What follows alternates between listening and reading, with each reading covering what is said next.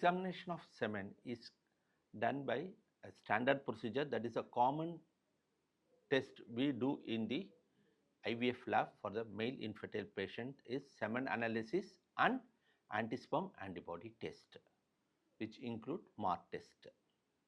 Next is optional test like indices of multiple defect like teratozoospermic index, sperm dysfunction, deformative index, then hypoosmotic swelling test, semen culture to rule out any infection in the semen. Then we undergo biochemical test like zinc and fructose. Fructose test will evaluate whether there is any defect in the seminal vesicle. Next, for the research purpose, we undergo sperm function test, then reactive oxygen species in the semen, acrosome reaction, etc. Now, a question arises in our mind whether this semen analysis is very important. Is it gives a real picture? Yes. The investigation of infertile male by doing this semen analysis gives a clear picture about the sperm production, the patency of male reproductive duct, all the function of the accessory glands, and also the ejaculatory function. So, after doing this semen analysis, we can clearly identify what type of treatment we have to give for the male patient. And also, when the semen report has come, it gives a clear picture about the suitability of a semen for which type of ART technique this infertile couple should undergo, whether intrauterine insemination or in vitro fertilization or intracytoplasmic sperm injection. And also, if the fertile man undergo a vasectomy operation, after 6 to 9 weeks of the post operation, the male has to undergo this semen analysis test to confirm that that operation is successful.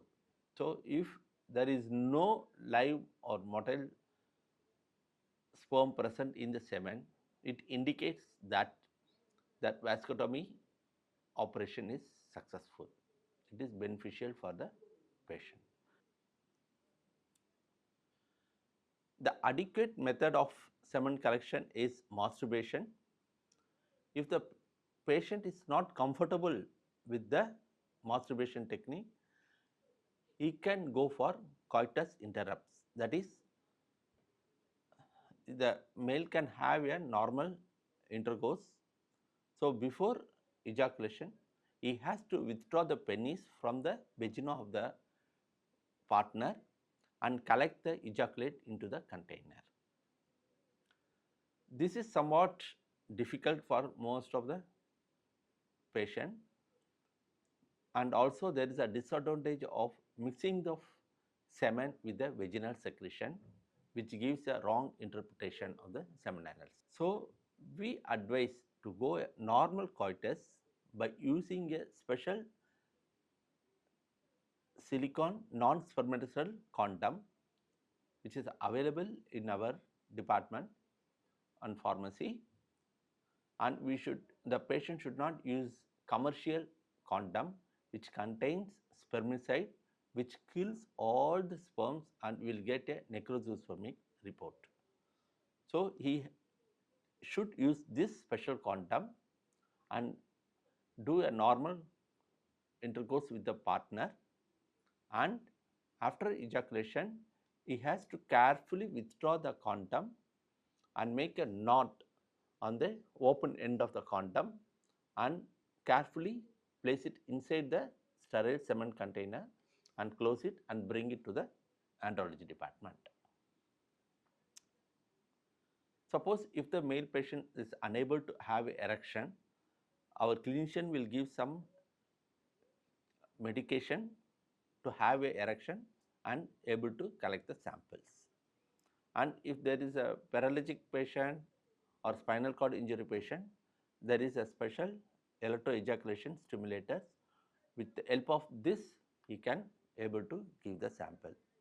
And if the patients are not able to take the medicine or unfit for the medicine, so he can use a vacuum erection device.